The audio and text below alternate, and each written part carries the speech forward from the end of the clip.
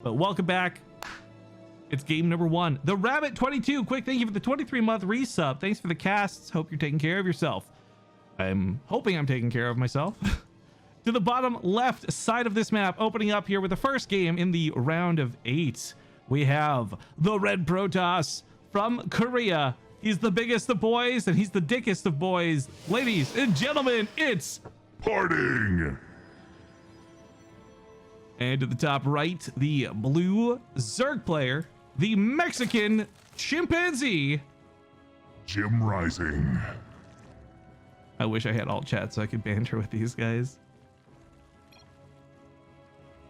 PartinG equals pig, Jim equals taco. Truly, I'll eat you. Truly top quality banter.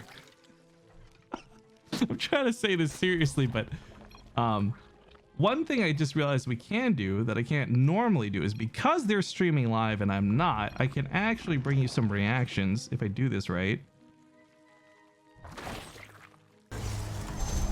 PartinG on his stream. Oh, I was gonna try and have these on full screens and screen capture the cameras. That's gonna be way too much work. I take it back. We're not doing that.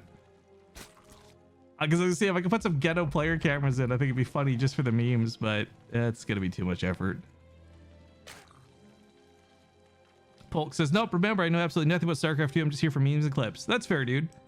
PartinG's pretty well known, I think, even outside the StarCraft community. He made such a big splash in China that a lot of, because he had that whole stint with League of Legends for a while, and he's been all over the place, but he's been back with StarCraft 2, pretty committed to StarCraft 2 as well for the last while. He's been streaming for years, and look, I like making jokes about PartinG. I like that I can banter with him. He's probably one of my oldest friends in StarCraft. I love him to death. But the one thing that we agreed upon about a month and a half, 2 months ago now, was I'm not allowed to cheer for him because we kind of discovered every time I cheer for him, he loses. So I hope PartinG doesn't win this. I hope JimRising wins this. PartinG's not the only big name in that bracket, by the way. Well, he's a Korean player that stands out. In the current top 16 to top 8, we still have players like Euthermal, like Future, PT Drogo. Don't sleep on him. Clem's gonna, I think, have a really good series versus Nina. Like I said, Maynard and Pig are casting that right now if you want to check that on their channel. I don't know if Nina can beat Clem, to be honest. Clem's kind of super sick on fire right now.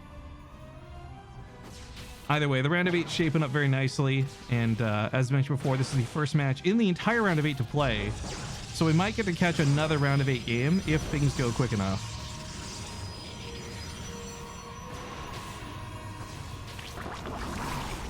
All right, picks off the Overlord, eats it, probably. Something dumb he would say. If you guys weren't following PartinG's kind of play style, by the way, leading up to Katowice, he had a lot of these really all-in proxy, shield battery cannon, robo, immortal BS games, and was almost done exclusively 100% of the time versus Zerg. I can't say that'll be what he does anymore, and we haven't seen him do it too much, but it's something that he's definitely willing to do if he gets up 1-0 in a series. So it's a little bit dangerous for Jim to lose this first game, not just because it's losing to PartinG, but because it gives PartinG the confidence to do really dumb things. And PartinG's a guy, you let him get away with mass playing Stalker or like a proxy build, and it's really hard to stop him, because PartinG, I could say a million nice things about PartinG with all sincerity, but the one thing I think we all know PartinG for is his micro is sick, like next level. Well, he's gonna lose to Stalkers. I'm praising him, don't you dare. But he's seriously so good with the control of his units. It's actually unreal. It far outshines his macro, which is what makes him not the best player in the universe, but really up there for sure. So a small amount of micro capability with his Warp Prism is going to add a lot to these adepts. And remember, these are not just normal adepts. This is Resonating Glaives coming in. JimRising could commit to the counterattack and try and pull PartinG back home. Unlikely for that to work, though. PartinG is going to hit here at a time too before roaches. So, I mean, adepts already do bonus damage to light units. They're going to shred through these things.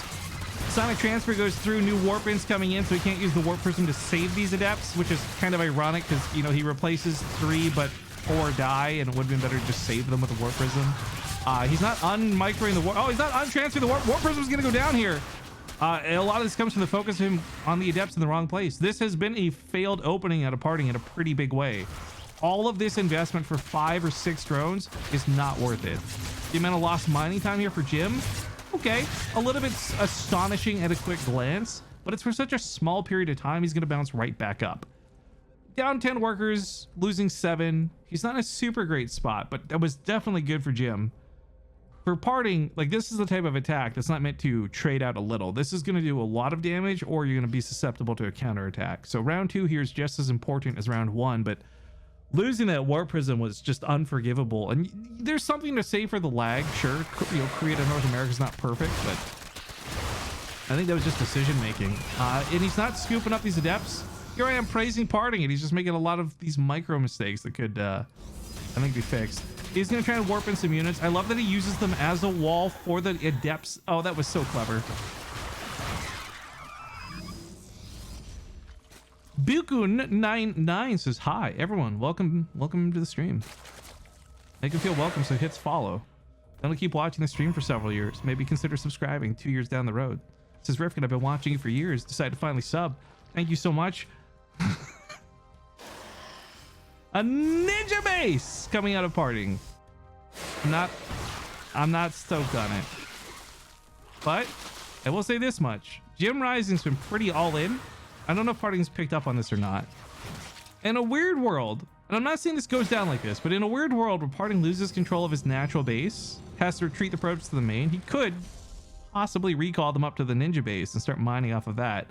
And then when Jim thinks he's got PartinG on the ropes tied into one base, PartinG can still play this out fairly normally, but that's really, really getting ahead of ourselves. That being said, though, there's a pretty committed attack coming, and it's like a couple of sentries and a couple of immortals. It's going to take some serious firepower to deal with these Ravagers.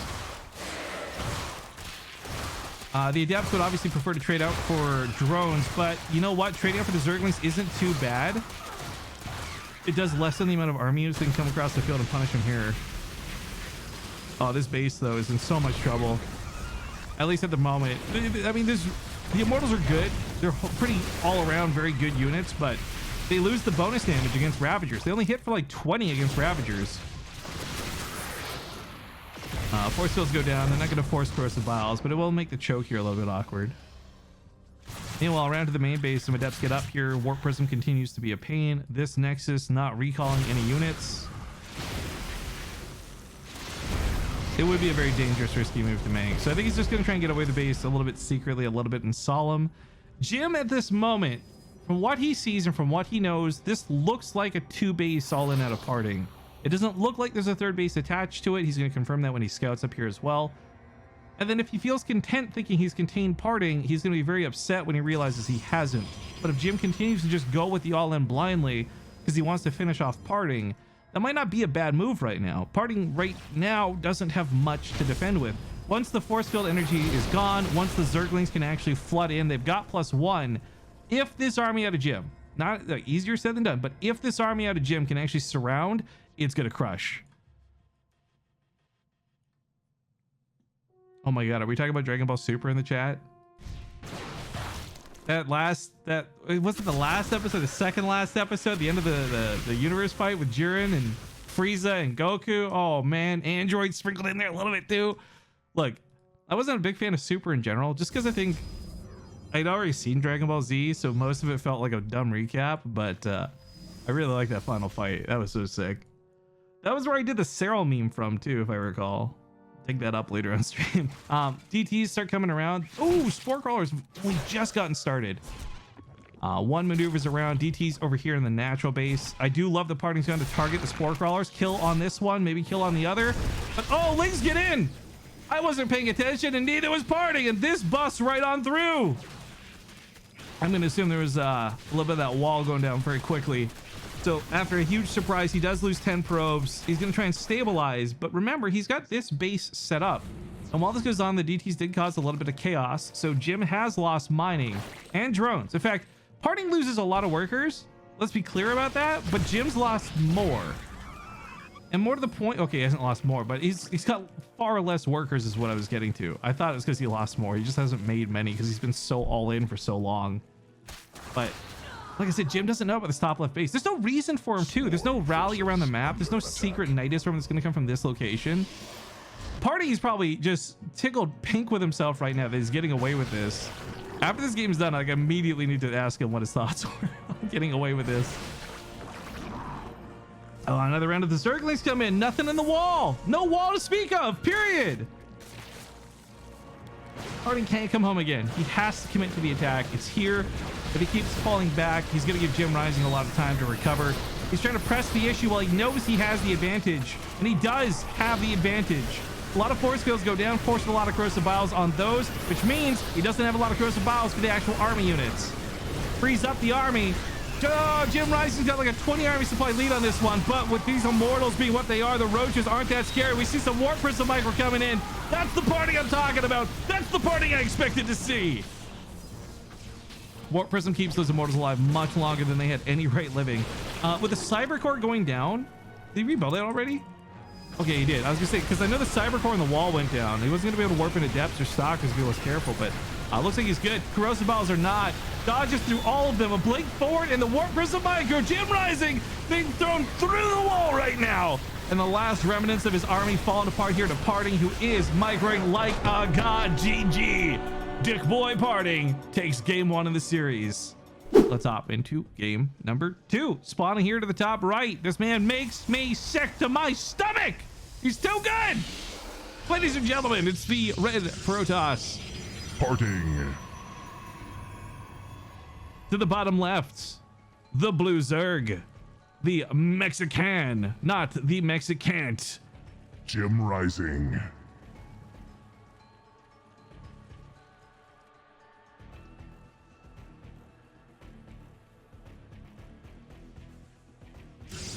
Oh, this, did I not call it? Did I not say this would happen? A lot of this has to do with Zen being really good for this, just map wise. But yeah, PartinG's up 1-0 in the series. Of course he's going to do this. This is not a full-blown cannon rush. A lot of you will look at this and think, well, you can't reach the hatchery with this. This is the worst cannon rush you've ever seen. But you'd be right, because what he does is he puts cannons to secure the base. What he's really planning to do is build a bunch of shield batteries and a proxy robo, and he'll do warp prism micro and be super annoying, and it's like the PartinG special. But the thing is, with Jim having this so far away, and he won't have vision initially, PartinG could actually pull off a cannon attack on the top of this ramp. So he could do a light commitment to it. But we have seen this falter. You know, he lost to Rogue and a couple others. He beat most players in general with it, but this is a move where complacency got him killed one time by having one pylon instead of 2. And he's not made that mistake again since. The small kind of push up here is going to make this difficult to deal with. It's not a fast roach warren, but instead he's investing in Zergling's speed. Oh my god, the balls on PartinG. Oh. So he puts the robo up on the high ground. This is kind of like f***ing about territory, right? If he puts this on the low ground, it's super secure and there's no risk whatsoever. But by putting up on the high ground, it puts it right in front of Jim and makes this really susceptible to getting picked off. I don't like it. I really don't. But Jim just did something really good that I do like, and he beat back the 2 cannons that would have threatened the hatchery. Now these follow-up cannons and shield batteries, these are still going to be in range to kind of cut off the ramp. But that probe goes down. That's the end of that. PartinG has walled off fully at home. He'll have to pylon trick through the wall if he wants to get out of the base. This is his own hubris got him. I know this feeling too well. I played They Are Billions, and my own hubris kills me more often than not. The pylon finishes up though just in the nick of time. The immortal's on the way. Oh, he's got a shield battery the pylon though. If he doesn't shield battery that pylon, it might go down. And if he goes, oh, if that pylon goes down, that robo's not finishing nothing. That immortal needs to come out for any chance to fight this. He wanted to save the energy on the shield battery for said immortal, but if he waited, he wouldn't have even had the immortal to work with. This is so bad for PartinG. Now he did manage to squeeze that probe out of the base with some mineral or some trickery, but getting this across the field just feels like it's coming in too little too late. The immortal's gonna die. Okay, he's gonna have to rebuild the robot. Look, this was very cocky, and I think if PartinG, I'm gonna say this as bluntly as I can, I think if PartinG wasn't streaming, this robo would not have gone up on the high ground. That's all I'm saying. He's got to be wary of putting a second pylon down here too. I mentioned before, he's lost 2 people countering this by running out of power. Luckily, this high ground will take a long time to be taken care of, so there should be time to get another immortal out, but that spine crawler is going to have high ground, and that's going to be super frustrating to deal with.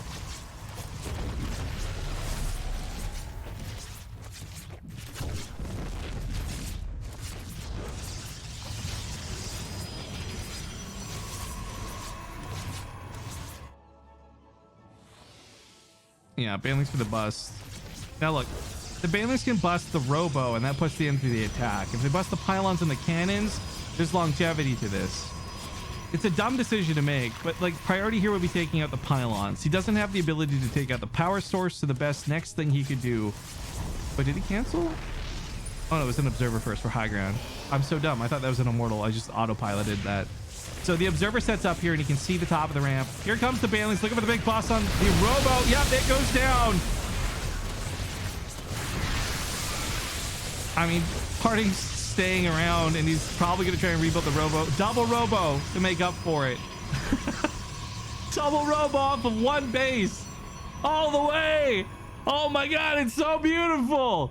Okay, that boomer meme aside, though, this is something I don't think he can really afford. I think he knows that he can't really afford. It's just kind of a backup, probably more than anything else. PartinG screwed around way too much in this one. Jim probably goes for another round of bailing busts if possible.